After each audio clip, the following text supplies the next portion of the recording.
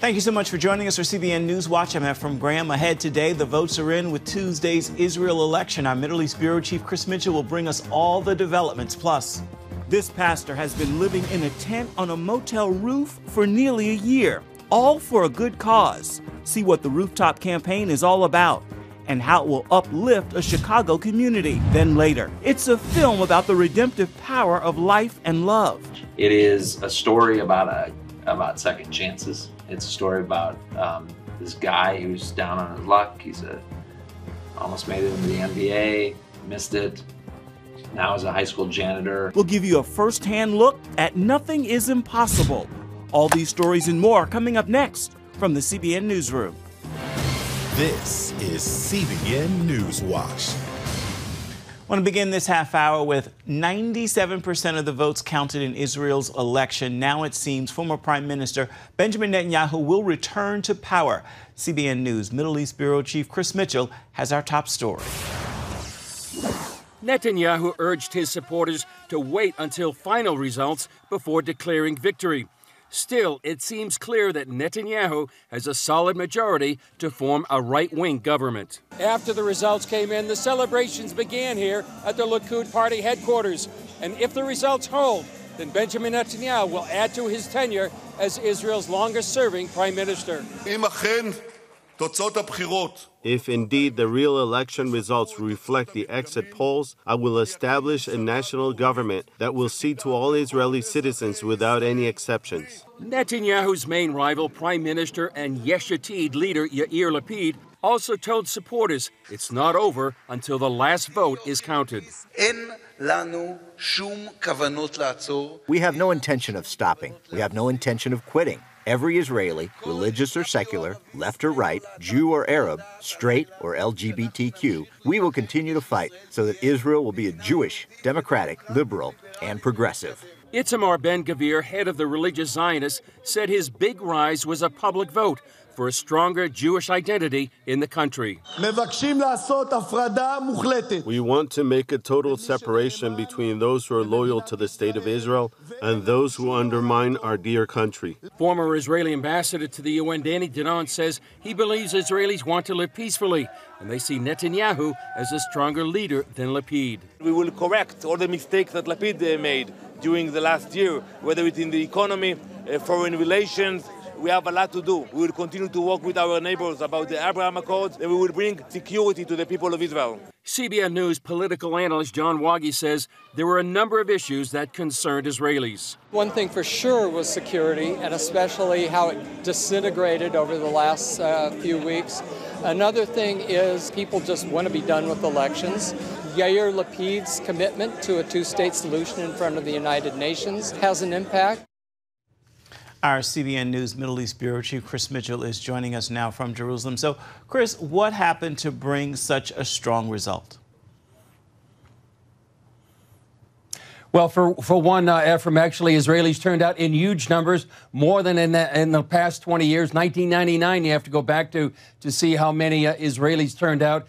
Many analysts say they made a choice between two Israelis and which would be the future of Israel. One that would have a biblical, a nationalistic view of Israel and its sovereignty versus, on the other hand, represented by the Lapid government, a more secular, progressive future for Israel, more in line with, say, Europe or the European Union.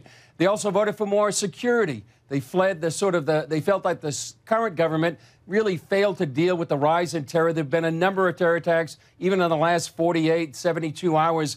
Many Israelis felt unsafe, and they felt like the terrorists that were attacking Israelis weren't being dealt with the way they would like. And also, they rejected the government and its policies, like advocating a two-state solution and one that depended on a party associated with the Muslim Brotherhood. Another major factor, Ephraim, had to do with the stunning rise of the three religious parties. One of them you saw there in that report, the religious Zionists. They now have, those three parties have more seats combined than Likud itself. And particularly the rise of the religious Zionist party, those policies resonated with a number of Israelis. So what happens next? Well, once the election is certified, and that should come in next several days, then Israel's president is going to meet with all the parties. He's going to ask them individually who they want to form the next government. Obviously, right now, with the results that we understand, it's going to be Netanyahu and the Likud. Then Benjamin Netanyahu will have 28 days to form a coalition. And that's when there's going to be negotiations internally to see who gets what ministry, what positions. So it's actually likely that a few weeks before a new government will be sworn in. Now, looking ahead to a Netanyahu government, what's next? He says that they're going to bring more Arab nations into the Abraham Accords. There's also a Saudi peace plan out there that would bring peace to the region and with the Palestinians. We can expect less compromise with the EU and the Biden administration, unlike some of the appeasement many accuse the Lapid coalition about, and is likely to stand up against the U.S. pressure for a two-state solution. Some of the political things we can probably look forward to, Ephraim, in the next few months. We'll be watching along with you. Thank you so much, Chris, for your reporting. The Supreme Court is taking up two cases that could overturn a major precedent on affirmative action. The practice has been a standard in higher education for 40 years to increase diversity on college campuses. And while some say the practice is no longer needed, others say more work needs to be done. Our Charlene Aaron is on this story. The cases challenge policies at Harvard University and the University of North Carolina, Chapel Hill, where race is one criteria used in the admissions process. The court's ruling will determine the future of race-based affirmative action in higher education. Conservative justices question whether race should play a role in college admissions and if it's outlived its time. I've heard the word diversity quite a few times, and I don't have a clue what it means. It seems to mean everything for everyone. How do you know when you're done? When would you have the endpoint? The cases were brought by a group alleging discrimination against Asian American applicants at Harvard and against Asian and white students at UNC. A student's race or ethnicity should not be used to help him or harm him in his chances of gaining admission to a competitive college. On CBN's Faith Nation, Brad Jacob, Associate Dean at Regent University School of Law, said he believes the court is poised to overturn the practice. Some of the justices, notably Justice Clarence Thomas, have been very critical of affirmative action. A Pew Research poll this year finds more than 6 out of 10 Americans oppose using race or ethnicity in college admissions, including majorities of Hispanic, Asian, and African Americans surveyed. Jacob agrees that current views on the issue have shifted. Most of higher education in this country is not very diverse on issues such as religion or political viewpoint. Most of the elite universities are very skewed towards sort of a secular and liberal perspective. So race is one factor. Once we remove that factor from the equation, I think it'll be more of an even playing field. Justice Ketanji Brown Jackson, the newest member of the court and the first Black woman justice, disagrees. I'm worried that creates an inequity in the system. Don Thomas has the Collective Impact Exchange, a group that works with college students in North Carolina. He says if affirmative action goes away, he doesn't want Black and brown students to underestimate their value. Whether we are going to a predominantly white institution or we are going to a historically Black college and or university, we are an asset. To have us in your classrooms, to have us in your administration, to have us as professors, we are an asset to your institution. And so we need to start to kind of think through that. He says it's also time for the church to make a greater difference in race relations in America. This is an opportunity for us to lead from the front around how do we create communities that is fair, that's just, and that's equitable. There's no other institution that should be leading that, in my estimation. The High Court is expected to deliver its ruling next spring. Charlene Aaron, CBN News. A programming note for you. CBN News is covering the midterm election. You can watch live team coverage on election night, either on the CBN News Channel or the CBN News app. Next Tuesday evening, it's November 8th. You can begin watching at 8 and will continue until midnight Eastern Time. Coming up, this pastor lived in a tent on a makeshift roof for a great cause. We're going to show you what's coming to fruition. Find out next. Welcome back to CBN NewsWatch. Chicago pastor Corey Brooks lived in a tent on a motel roof for nearly a year, all for a good cause, to raise money to replace an old motel for a community center directly across the street from his church that he founded. The rooftop campaign was part of his nonprofit organization called Project Hood, which stands for Helping Others Obtain Destiny. 10 years ago, he did a similar campaign by staying on the roof of the abandoned motel and was able to raise $450,000 to eventually tear it down and also buy the property. Now enough money was raised to begin the process of building the community center. Pastor Corey Brooks joins us now with more. So what was your inspiration behind this rooftop campaign? Well, we wanted to make sure that we raised the funds that we needed to build the center, but also we wanted to continue to bring attention and awareness to the violence in Chicago that so many young people are having to deal with every single day. And so we decided to go up on the roof on November the 20th of 2021. And just this past Saturday, I was able to come down having reached our first goal. Beautiful. What was the process in getting this campaign started? How did it work? Well, the process of getting the campaign started was November 20th, 2021. We decided to go up on the roof on the 10-year anniversary. And our goal is to raise the money to build the center. The center cost $35 million, and thus far we raised $20 million, which gets us to the groundbreaking point. We're inspired by the fact that we want to continue to help people. We want to continue to have people get their lives transformed so that they can have an adequate resource to take care of their families. So we're really adamant about and inspired by the fact that that's what we're all about. We're about helping others obtain destiny, giving them hope where there is no hope, helping them transform their lives. Pastor, I'm inspired by you. Take me back to the rooftop. What are some of the things you endured throughout that process? Well, on the rooftop, you know, we experienced it was cold, it was hot, it was rainy, it was up, it was down, it was joyous, it was sorrowful. A lot of, it was like an emotional roller coaster, but I tell everyone it was definitely worth it. Because we were able to, you know, break ground. We're able to get to the point to where we can start this building process so that we can really change our neighborhood. Our neighborhood in 2014 was called the most dangerous neighborhood in the city of Chicago, the most dangerous block by the Chicago Sun-Times.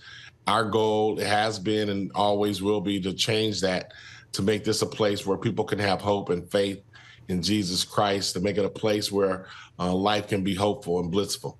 So what are the next steps in making this community center a reality? Well, the next steps are we've already breaking ground. We're going to continue to raise the funds that we can necessary. Our goal is to build a debt-free center. We believe that debt compounds our situation in our neighborhood. We want to invest all of our funds in people and programs.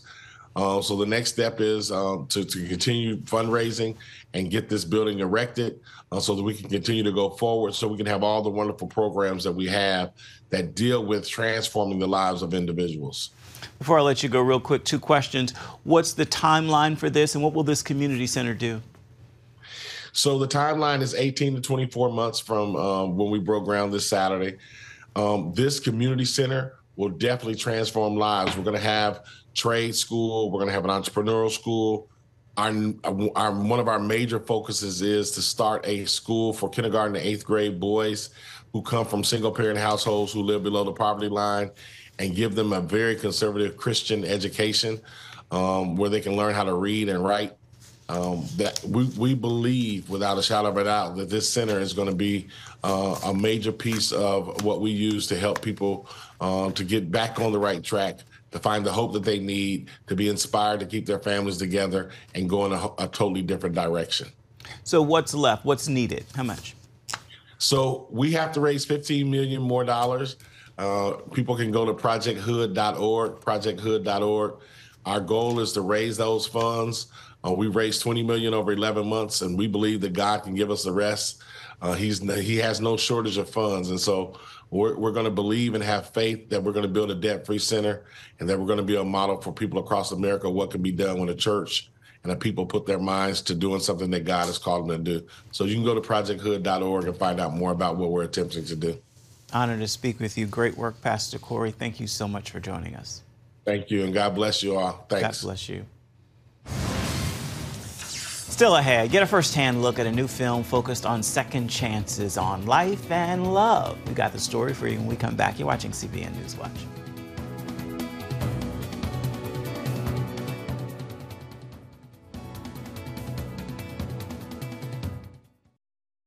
It's a sit-down and a first look all rolled into one. It's a new movie set in Knoxville, Tennessee, and Studio 5 traveled there to sit down with the cast of the moving story, where an NBA team suddenly announces open tryouts, and that opens the door for a high school janitor to get a second chance at love and life. The film is called Nothing is Impossible. If you humble yourselves before the Lord, all the answers to life's questions are easy to find. So, Nothing is Impossible. David, set the scene for me. This story is what? It is, it's a labor of love. Maybe I want to do more with my life than just give up. It's been in the process for 8 years. It is a story about second chances. It's a story about this guy who's down on his luck. He's almost made it into the NBA, missed it. Now as a high school janitor. That's you in the trophy case. That's me in the trophy case. And this is me now. And then they hold open tryouts for this fledgling NBA team that's about to go out of business and be sold. This weekend, the Knoxville Silver Knights will be holding open tryouts at the arena. And they gets a second chance. Stella, what's your role in this story? Well, I'm considered the voice of reason, but it's because I'm the oldest, I think, in the cast. Scott, are you trying out? Aren't you like 40? Not yet.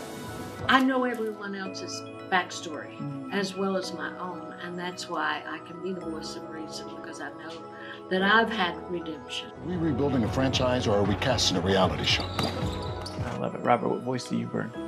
So I play the part of Nick, and Nick is actually Scott Beck's, our lead's best friend. And he also happens to be the high school basketball coach. His passion in life, the thing he really wants so badly, is to actually become a preacher, become a pastor. But the problem is he's got an anger issue, and he's trying to get it under management. He's trying to control it. So it's almost like this sub-story of almost wanting something, but it wasn't in God's timing. Forget it, Archie. I'm not going to trot out some old romance for the cameras. And most surprising, middle-aged Scott Beck, former NBA. Never underestimate the power of a really good Cinderella story. What is it about sports that seem to always lend itself to telling really good stories? Good question.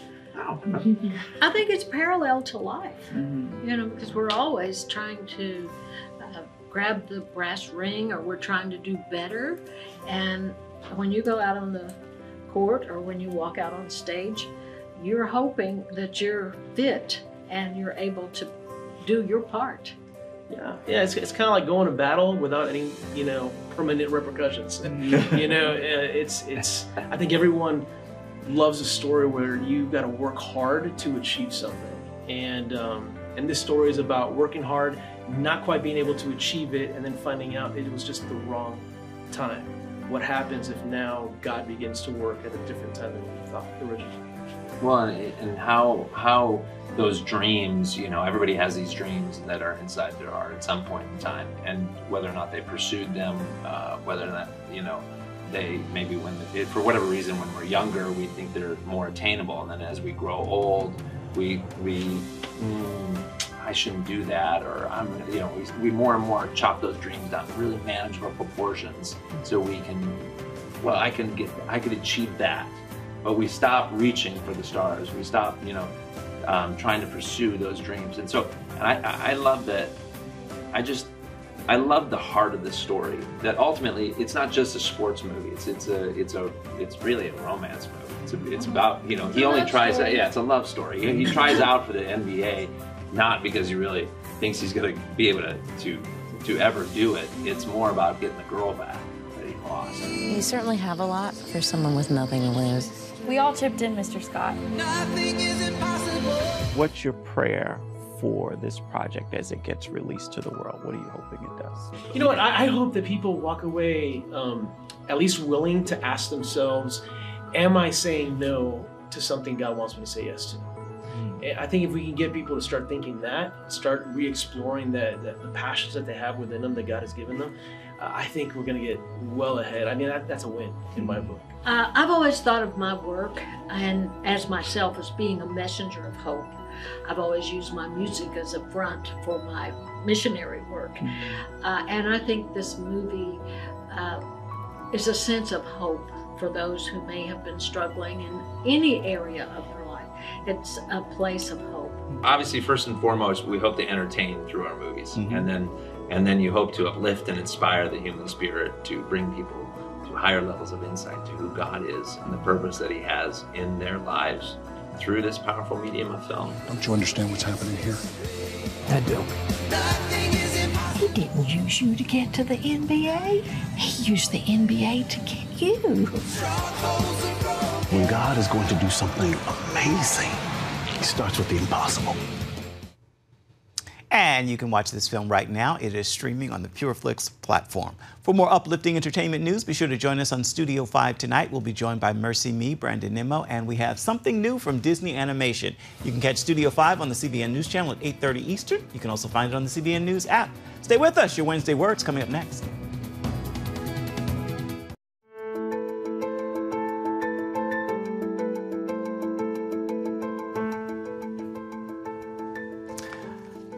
And welcome back to CBN NewsWatch. We have a Wednesday word for you. We want you to know that God's word is alive and well, and it will work for you. You should hold on to that and remember it, because it is a promise that will move mountains, and it is also a promise that will open doors. With that word, I encourage you to make this a wonderful Wednesday, and be sure to have yourself a wonderful rest of the week. That will do it for this edition of CBN News Watch. I want to remind you, you can always find more of our programs on the CBN News Channel. You can find them there at any time, as well as online, cbnnews.com. We love to know what you think about the stories you've seen here today. You can email us, newswatch@cbn.com. You can also reach out and touch us on Facebook, Twitter, and Instagram. We'll see you right back here, same time tomorrow. Goodbye. God bless.